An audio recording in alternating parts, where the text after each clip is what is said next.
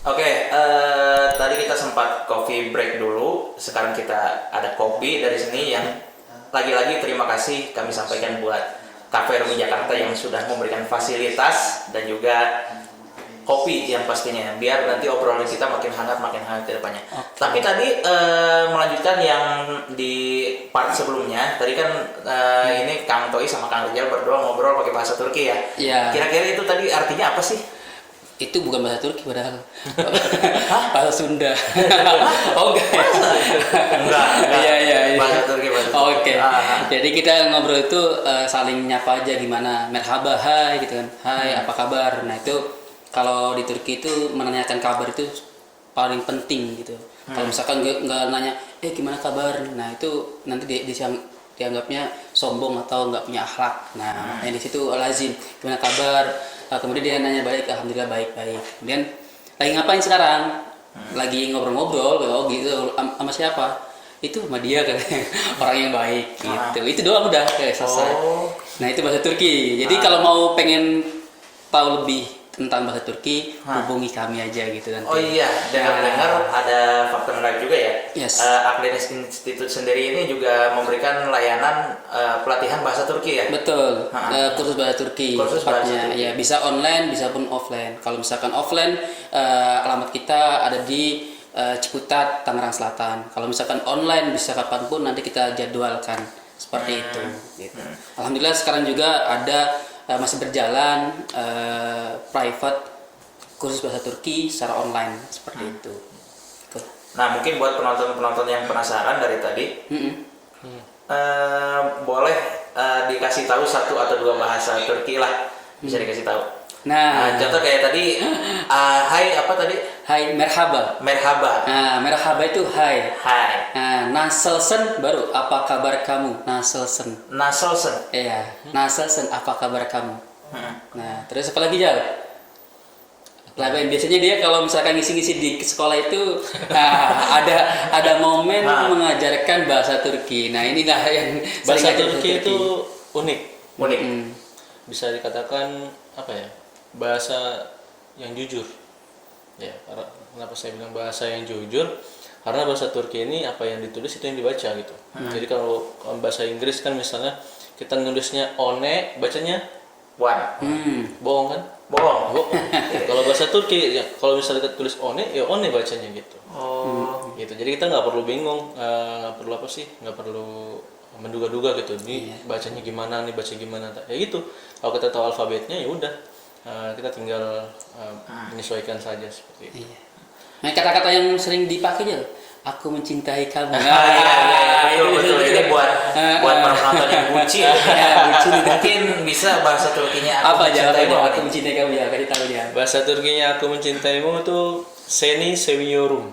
Seni seviyorum. Tulisannya Seviyorum itu tulisnya pakai V ya, karena di bahasa Turki itu nggak ada huruf W, pakainya V. Jadi seni seviyorum kalau ditulisnya, tapi bacanya itu seni seviyorum. Seni seviyorum. Itu ungkapan buat kalau di bahasa Arab kan ada muzakkar sama muannas. Iya. Kalau di Turki Di bahasa Turki nggak ada. enggak ya?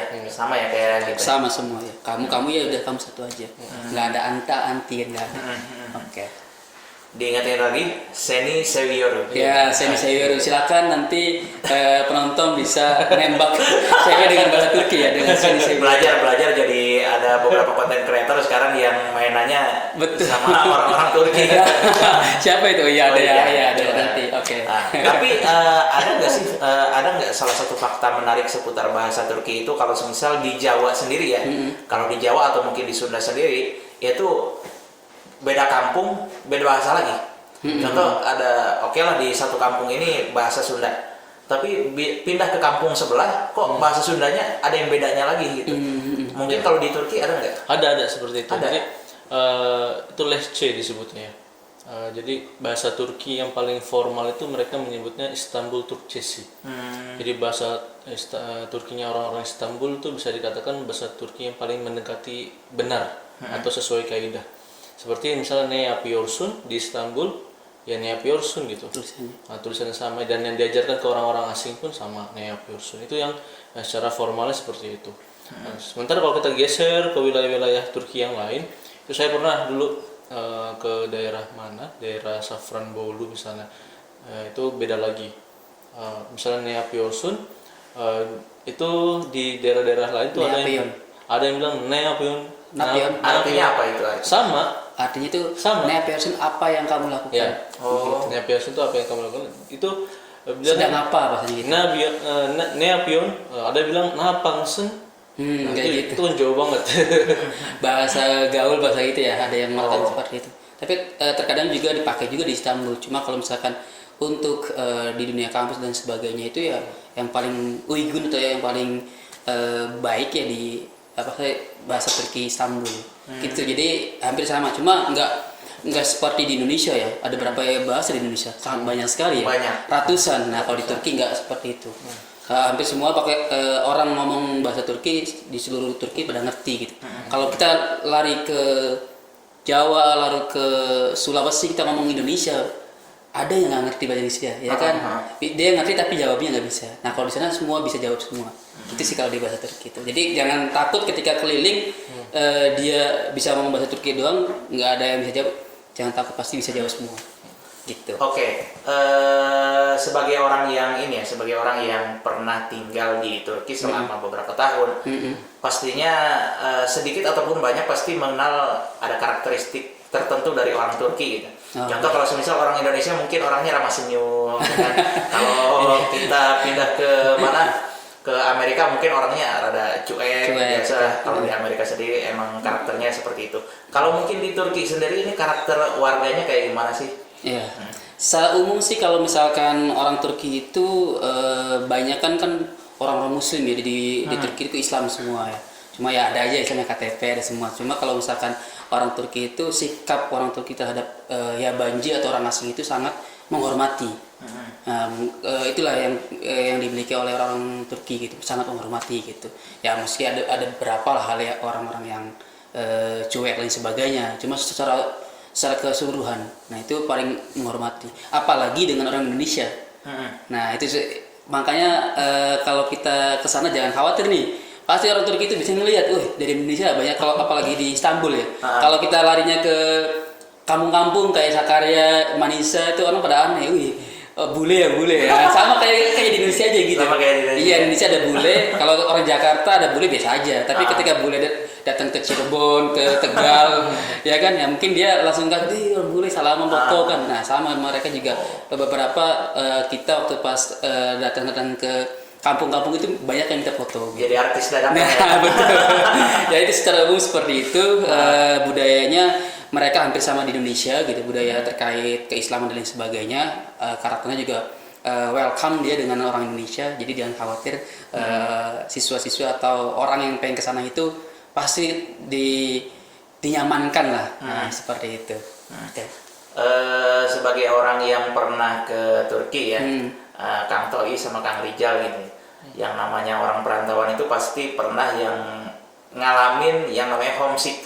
Wah ya, Homesick atau sakit kangen tanah air dong. Iya. Apalagi kalau pesantren kan paling kalau pesantren misal rumahnya di Jakarta, pesantrennya di Jawa, ya paling kalau pulang 12 jam naik bis juga nyampe. Yeah. Ini kalau kampungnya di Indonesia tapi kuliahnya di luar negeri, ini rasa sakit rindunya pasti rindu banget nih. Oh iya dong, pasti. Apa yang Sebenarnya sama aja sih. Sama aja. Sekarang beda-beda dari Jakarta ke katakan ke Jawa 12 jam. Sama dari Turki dari Istanbul ke Jakarta juga 12 Cuma jam. ada pertimbangannya, duit. Tiket itu kan. Kita pengen pulang juga pikir-pikir dulu kan. Aduh, tiket waktu pas dulu kita itu tiket 10 juta.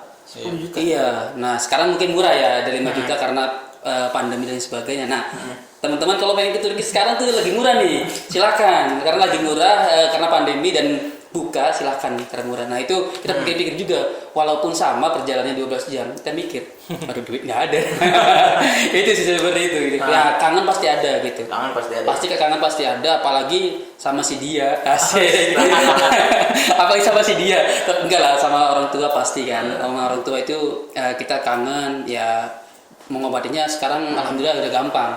Ada kangen tinggal telepon aja. Oh iya, betul. Video call udah gampang sekarang lah. Nah, paling yang bermasalah itu ya terkait makanan.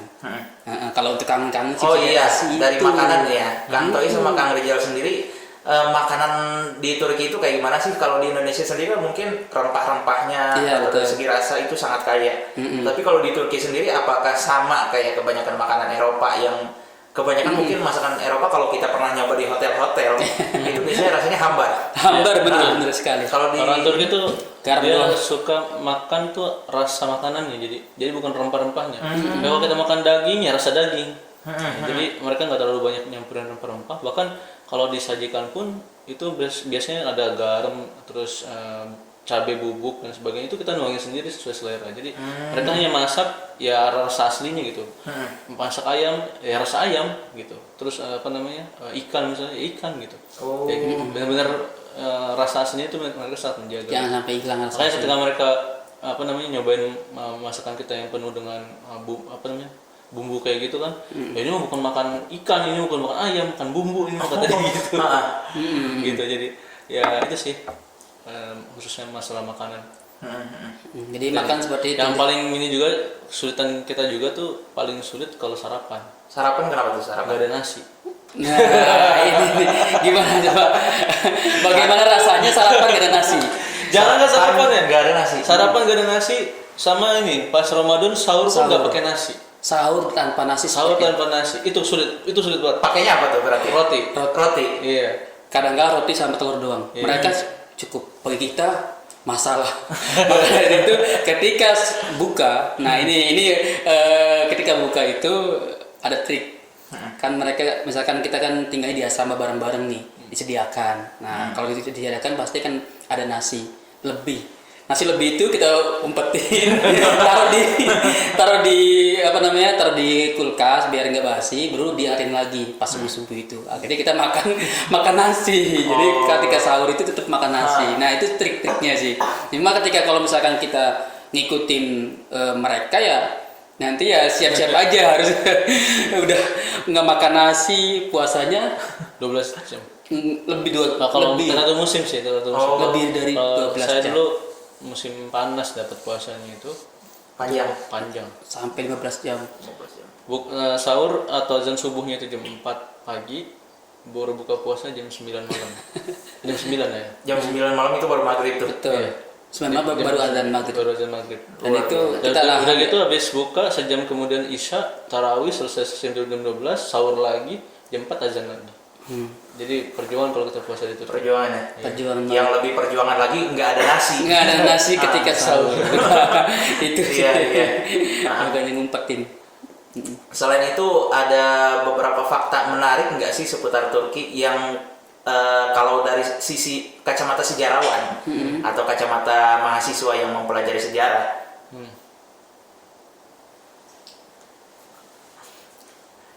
dari kacamata para sejarawan atau mahasiswa yang mempelajari sejarah, itu kan pasti Turki itu sangat kental sekali dengan sejarah. Apakah kayak sejarah-sejarah atau museum-museum yang besar itu hanya terletak di Istanbul atau mungkin ada di beberapa daerah pinggiran Turki?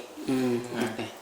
Mungkin pernah jalan-jalan Oh, kemana iya. gitu ke tempat bersejarahnya itu? Ada beberapa tempat. Dulu saya pernah ke daerah namanya Sinop. Sinop. Sinop itu dia di utara Turki, setelah Samsun adanya dia. Itu ada museum bekas penjara dulunya. Jadi museum-museum yang terkenal memang banyak di Istanbul karena ya berkaitan dengan sejarah Konstantinopel juga di Istanbul kan. Di wilayah-wilayah lain pun sama seperti kita di Indonesia aja ada museum-museum khas wilayah situ. Dan kebetulan saya waktu ke Sinop itu ada museum bekas penjara pada masa Mustafa Kemal. Mustafa Kemal Atatürk, situ ada penjara. Jadi semua ruang-ruang penjara pada masa itu sekarang udah bisa dikunjungi gitu dan mencekam juga sih. Bekas penjara kan gimana? Ada kisahnya juga, pernah ada yang bunuh diri di situ, pernah ada yang disiksa di situ kan. Ya jadi tempat wisata yang ini juga sih. Dan di Turki itu enaknya ketika kita punya satu kartu namanya Müze Kart. Müze Kart itu kartu khusus kita masuk ke museum. Jadi dia itu berlaku misalkan ada tempo waktunya tuh nggak pakai saldo ya? Pakai saldo tuh tempo waktunya. Ya? Bayar 50 THB Ya, bayar untuk setahun. Untuk setahun ya, pakai Bebas. jadi kita satu tur itu kita bebas pakai nunjukin itu aja udah kita boleh masuk nggak usah bayar lagi. Ya, ini bisa kayak gitu. Nah kalau misalkan tanpa muzekat bisa bayar 40 lira waktu dulu, nggak tahu sekarang berapa ya, 40 lira. Kalau misalkan kita bikin kartu 50 lira, 50 lira itu untuk setahun. Kalau misalkan 45 cuma sekali masuk museum aja gitu. Nah daripada karena kita pelajar ya udahlah untuk setahun kita bikin lah. Nah itu nanti di sana fasilitas seperti itu ada gitu. Nah untuk berkaitan sejarah itu sejarah dan keislaman ya pasti adanya di Istanbul. Ya kan karena sejarah panjang Konstantinopel ada di Istanbul. Cuma kalau misalkan bagi turis-turis ya yang diarahkan itu ya umum-umum aja tempat Topkapi ya kan, Hagia Sophia yang sekali di masjid ya kan. Dulunya gereja jadi masjid, kemudian jadi museum, sekarang jadi masjid lagi. Nah, itu pasti diarahkan ke situ kan. Nah, kalau kita alhamdulillah karena kita ya di sana di Istanbul, bahkan waktu itu kan karena saya sendiri tinggalnya bukan di Istanbul waktu itu, kita jalan-jalan ke Istanbul selama seminggu full itu jalan-jalan tanpa ada tur yang nge-guide-nya, kita jalan aja. Nah itu kita ibaratnya paham lah jalan-jalan mana yang ternyata ada spot-spot yang lebih daripada Hagia Sophia ataupun Blue Mosque gitu. Menurut kita dan menurut saya ada banyak yang belum terekspos oleh orang-orang Indonesia yang harus wajib datang ke sana gitu. Menurut saya seperti itu di Istanbul itu. Banyak gitu tempat yang paling menarik di Istanbul. Terlepas dari sejarah, kelam Turki, terus juga tadi kita sudah bincang-bincang banyak sebenarnya, bincang-bincang seputar dari awal cara-cara persyaratan kalau memang pengen melanjutkan pendidikan ke Turki, terus kita juga bahas fakta-fakta menarik, juga sempat ngebahas sedikit tentang bahasa Turki itu. Bahasa. Jadi karena keterbatasan waktu juga, ya balik lagi tadi terlepas dari sejarah kelamnya Turki bagaimana ya, tapi sekarang Turki itu sekarang jadi tempat, jadi negara, destinasi. Kalau memang ada sahabat-sahabat semua penonton yang ingin melanjutkan pendidikan ke Turki, nggak ada salahnya gitu. Karena memang fasilitas-fasilitas di sana sudah cukup mumpuni, tidak berbeda jauh antara kualitas universitas yang ada di desa maupun yang ada di kota. Mungkin segitu aja dulu. Satu lagi ada tambahan. Itu jadi kalau misalkan kita ke Turki itu banyak jaringan-jaringan untuk ke luar negeri lagi, ke Eropa. Nah, kalau misalkan siswa-siswi ke Turki itu ada kesempatan untuk dia itu bergaul dengan orang-orang Eropa. Misalkan bisa ada namanya itu kesempatan beasiswa Erasmus. Nah, Erasmus itu bisa pertukaran pelajar tuh. Orang yang nggak beasiswa mandiri pun bisa ikut itu dengan seleksi. Dan kesempatannya besar sekali gitu. Antara bisa ke Eropa, yaitu di Belanda, ke Jerman, ke UK dan sebagainya. Milih aja gitu. Nah, itu disitulah banyak kesempatan-kesempatan untuk bisa komunikasi dengan orang-orang Eropa. Gitu. Makanya itu harus ke Turki gitu. Harus ke Turki. Murah dan jaringannya luas. Dan jangan lupa harus lewat Akdenis. Ya, semoga ya. Boleh. Lewat Akdenis. Kalau untuk apa-apa, kalau memang dari sahabat-sahabat penonton semua ada yang ingin melanjutkan pendidikan, di sini kita ada dari Akdenisnya. Ya silakan nanti dikontak saja, komunikasinya nanti nomor teleponnya ada di bawah. Sekali lagi saya ucapkan terima kasih kepada Cafe Rumi Jakarta yang sudah memberikan fasilitas, dan juga kepada Akdenis Institute yang sudah berkenan hadir di acara kita kali ini ya. Sama-sama. Untuk pesan-pesan selanjutnya, gapai mimpimu, raih mimpimu dan wujudkan mimpimu dengan Akdenis Institute. Saya Galbi Hazik dari Ibnu Akal Media. Mohon maaf dan salam undur diri. Wassalamualaikum warahmatullahi wabarakatuh. Waalaikumsalam warahmatullahi wabarakatuh. Nah.